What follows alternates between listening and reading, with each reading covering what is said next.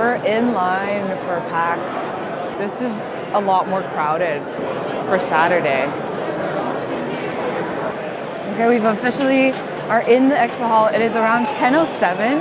We arrived at the line around 9:45. I think it's pretty good progress, even though there's more people on a Saturday. We're gonna do a sweep, walk through and see what games that we're interested in, note it down. Duels. We can try this one later. Oh. No, we own Critical Chat. Yes! Yeah. Hi. Do you know if the artist is gonna be here at Con? For cigars, I know she's in Singapore. No. She doesn't make it to show. We're trying to get her. Okay. That's okay. We respect that. Thank you so much. Oh, yeah. Skyrocket. Oh, Sagrada! Sagrada, we find Skyrocket. Oh, they're called maple swords? No, that's the video thing. There's so much. Yeah. Cosmos.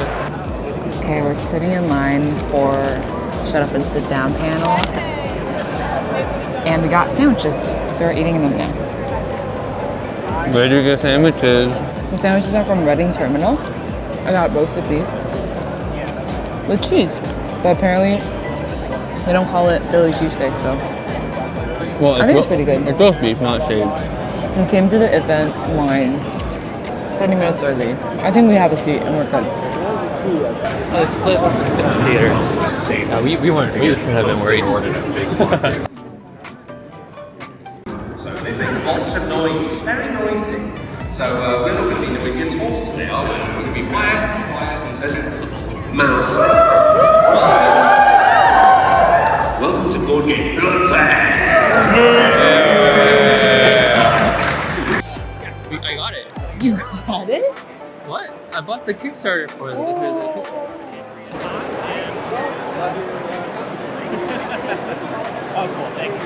Card game. Okay. Police are playing on a rondelle. All are playing a dice allocation. The coolest thing I think are these towers. With these aggression tokens, you can see there's different values. Those are the ones, and then sometimes we put twos in, and they're smaller, and then into the threes are even smaller because inside is a seesaw. Keep building because it's going to tip at a certain balance. So it's always different. Oh!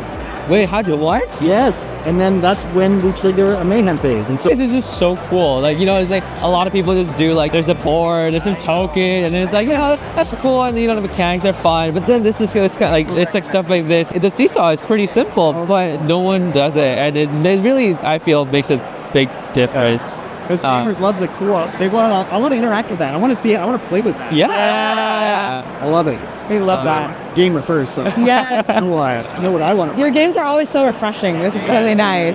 Yes. I mean, this was just announced. It's our first family. Art is great. Art is adorable. Look at the Sick Clock's bag. Nice, mayonnaise grenade. These are traps. You're trying to trap monsters. That's the whole idea of getting the IP from a comic is that they did all the theme for it. Right. Yeah. I just happen to like this colors. Well, I love it so much. Thank you so much, Jay, right?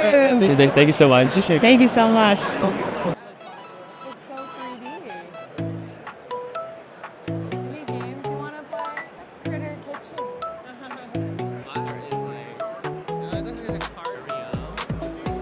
Saturday is definitely a lot more busy. It's so crowded. So promising.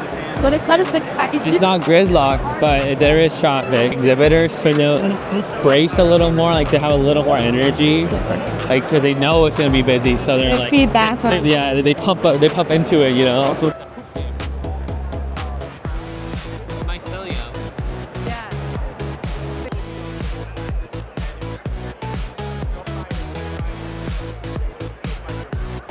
Hi, is this the same Jubensha that you guys are downstairs? Yeah. Yes, so we are the studio that's running these downstairs. Oh, that's so cool. Well, I've heard of Jubensha. I want to do Jubensha, but I don't speak Chinese. I'm Korean, so It's alright. so like I can't. We are a studio in Singapore. Uh-huh. So I'm good friends with both of the founders who did this. Perfect because they speak good Chinese. My Chinese is terrible. Okay. So can I give you a run through of Yes, please. Yes, please. 5 players? We need 5 players. There's an option for a 6th person. You're a villager. One day, your leader gets murdered. And now everyone's, in an uproar trying to find out what's going on. Uh-huh. So 5 players, each one gets a character per player. In this character pamphlet, you get your character's backstory, world building that's taking place, importantly, secrets that your character wants to keep. That's where the role playing comes in. And you also see your relationship with the other 4 people and the person who was murdered. We have 2 sets of evidence. The first set is a bit more, not that specific, right? The second set of evidence starts getting more important. That's where the map really comes in. We need to find out, what was found where at a certain time.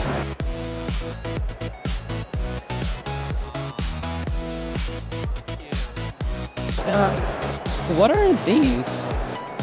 So that is a story about a witch named Anna, and it has puzzles throughout it as to create the story. Oh, that's cool. 3 chapters out right now. How much are they? 15 for each, or 40 for authors. 40 for author. Thank you.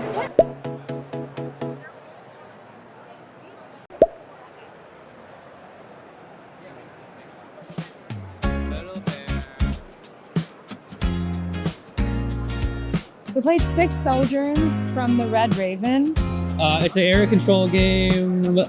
where people control houses, people, towers, to control places on an island. Yeah, and then, whoever has the most victory points wins. There's a lot of ways you can get that through cards or from Resources. Yeah, there's a little bit of set collection going on. I like how simple and clear everything was. It's very easy to pick up. We learned it in like 10 minutes. Yeah, less than 10 minutes. We started going pretty quickly after we sat down. The game went for like less than 30 minutes, I think. Yeah, and we played a full game. And sort of building upwards, and there's a specific rules you can do. But there's like in the cards kind of dictate what you can do, I think, at the time. And there's a specific, it's like victory points and stuff. It's like how you win. I think it's a really nice, like, Lego style board game. Well, this is a jigsaw puzzle version. The main game is that, like, you're trying to track down like a killer or something.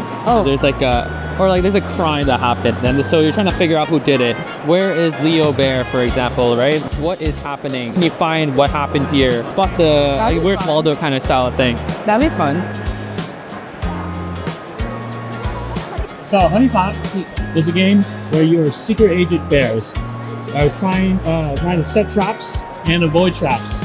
So it's a set collection game where some of the cards are good, but some of the cards are also bad. Not so good. And how you get cards, everyone's going to have 6 cards each round. They're going to take a look at the cards. They're going to put them in a certain order. They're going to put it back in the folder, and they're going to pass it to the next player. That player then reveals 2 cards at a time to decide whether they want to keep those 2 cards. This is 3 points. It also comes with Angriest or Peas, which is -7 points. Red dragon? Yellow. Gets to take another turn. So you just draw another dragon and activate their ability and keep playing. The crystal lets you draw 3 tokens. Pick the one you like. Place it, but you do not activate it. You do not get any ability of that one. You do return the other 2, and your turn is over. Great. The box is of good size. Yeah. But it's again the trading side make it really easy to like set up and tear down. It's organized, so I don't mind it as much. That's all everything we wanted. And so he drew this guy. It's a different picture now, but he drew one of these golems in a forest. And when I saw it, I said, "What game is that?" I said, "No, it's not really a game." I said, "I want to." So many years later, Brad, who's one of the owners of Cardboard Alchemy, said, "I know you like bag builders. I got an idea for what it could be. Do you want to do this?" We got Aaron, and she jumped in as well. And yeah, we're doing some stuff. That's so cool. All based off of Sergio's art. Wow. Hi. So Moon Bunny is inspired by the Moon Festival, where you want to be a bunny alchemist, hopping around the moon, and I want to collect different herbs and bring it back to my workshop to create the best elixir. What that means is I want to optimize my board to score the most points to win. Now, how do you move around the board is basically you'll have 3 cards in your hand, you'll choose one of them. For example, I'll play a walk card. I can walk 1 step anywhere in 360 degrees. So for example, I go here to collect an item. Now this card that I just played will now move on to the next player, and whatever card they play will come to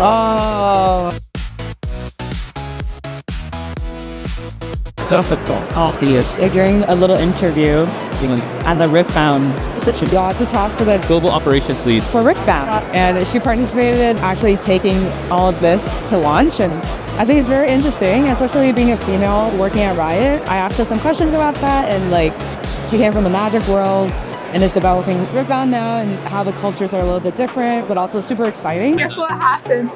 We just talked to Dave Guskin, the game director at Riot for Riftbound, but also previously for Legends of Runeterra. So cool. We made him talk for a lot. We had a lot of questions. We were really excited about that. Yeah. He actually pitched the idea of a TCG to Riot, along with like 2 other people, and then they brought this idea to life. I think it's really cool that he went from like the digital space. Apparently he worked on the Magic TCG before he joined Riot. He did work on a card game, a competitive card game before. But he is an engineer, he's a software engineer. He worked on digital pods at Riot, and now he's back to his physical game. There's a lot of cool things that I think Legend of Runeterra did that I didn't see before in digital card games, like mainly Hearthstone. Now with like trading card games, there's so many different versions that I feel like they all kind of start bleeding into each other's design space. But because he's coming from Legend of Runeterra, he already has a whole card game that he could, if he wants to, try to turn physical. And then, oh yeah, he said it was about like 25 people working on it, which is insane for such a big scale of a game. It's really cool to hear the thoughts and the voices that go behind building a game. Outside of PAX Unplugged, I probably wouldn't just randomly run into the game director of Riftbound.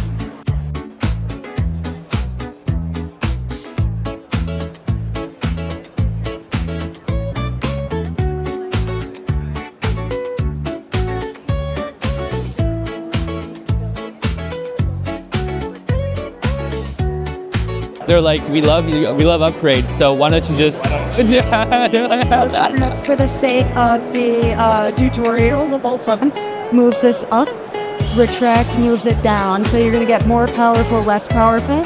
You make these little tokens, so start a combat you get one, you can throw them whenever you want to these. So when you play the original game, the slimes all come with another friend. So you're the master slime, you get your own friends. And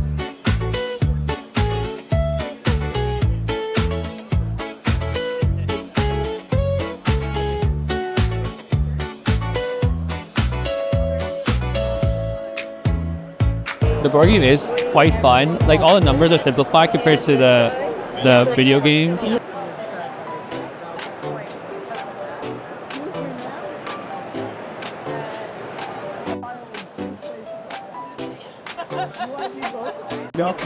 You draw a card, so I draw a card. So, unless you... Thank you.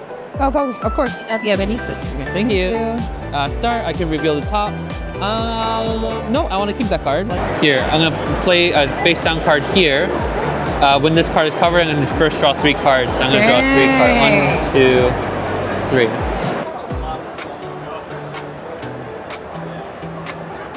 3. And then I can do this one. So I'm going to pay 2 pearls to move this guy up by 1.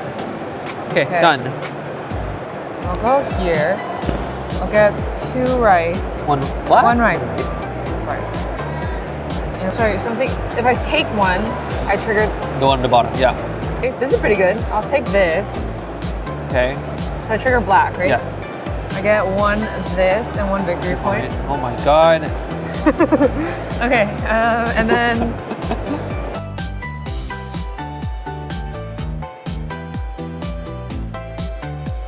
Okay, I'm gonna use this exchange token to switch this with this. No. Wow. We're here at the game library, and look how many people are still here playing at the Tabletop free play area at 9 p.m. right now. Okay, what are you looking for? Nothing. Just, I think a medium, small game again.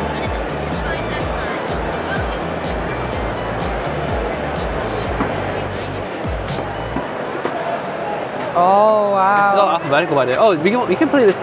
I've heard Have you good things seen about it? Yeah, I've heard good things about it.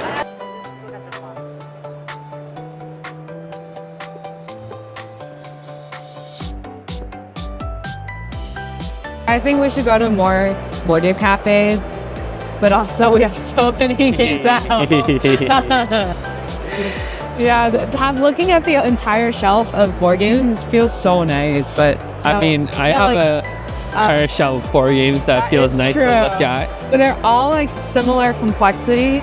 And I guess like you and I don't have the same aesthetic for art. Yeah. So I'll walk to one box and stop and gasp, and you'll be like, Unplugged? Day 2 of PAX Unplugged complete. Done. It is a little bit earlier than midnight. It is almost 10 p.m. and we're already back because Eric's not feeling that well. Today we got a lot of things off of our checklist. Like we had some games that we wanted to take a look at, and we got to all of them. We went to a shut up and sit down panel called This is just so fun. Board Game Bloodbath. Yeah. Their like live is like super funny, just like their videos. We demoed Slay the Spire Downfall, which is an expansion that I was looking forward to. We demoed Compile Main 2, which we've never played before. Off the Page Games had a booth at the indie area. Jay Cormier, I believe, is one of the owners or the designers or both. We saw him at Gen Con. Had a demo of Course of Discovery, which is like a deduction style game. We passed by a booth with Jubensha from a Singaporean studio that brought these RPG games that are run in Asia or like in Mandarin mostly, but haven't been translated into English. So we've been waiting for this moment for a very long time. It's like an escape room, but instead of like puzzles, it's more deduction. Plus, like, you know, you're playing with other people and like you're taking on a role, so it's a little bit more guided. Like one of you guys are the killer, but you don't know it yet until a certain point when like you find enough evidence, you're like, oh, wait a second, am I the bad guy? And then you have to like try to lie your way out of it, which I think is like a really cool twist. All of it's run in Mandarin because it's like super big in China and basically nowhere else. So Suspense Studios translates these Jubensha into English. There's a game design company called PostCurious, a puzzle/riddle game design company. Like what is really cool about PostCurious's games is that they all have a very cohesive story. Like it's not just random puzzles. It's like the puzzles lead up to something. The narrative works with the puzzles, and the puzzles work with the narrative, and it builds up chapter by chapter into a satisfying resolution. Because otherwise, it's like, oh, I'm done the last puzzle, yay! Like that's cool. I guess that's it. So Rita Orlov, who is the designer, was there at PAX Unplugged. We got to meet her. We got her signature on a sticker. So I have all of the. So I have all the PostCurious games. So instead, we got Rita to sign a sticker. And I got some puzzle books from Jack Fallow, who I also got assigned by. At the end of the day, we got to play White Castle Duel. The theme is, again, you're in like a Japanese little castle. It's a worker placement game. The resources are very tight. Eventually, you're trying to get victory points, but the victory point system is multiplicative. So the better you stack up your bonuses and your resources into a single area, the more victory points you're gonna get. Yeah, I think I really liked it. Overall, day 2 was a great day, and thanks for following along our journey. Hope you enjoyed our day as much as we did, and we'll see you again soon. Tune in for day 3.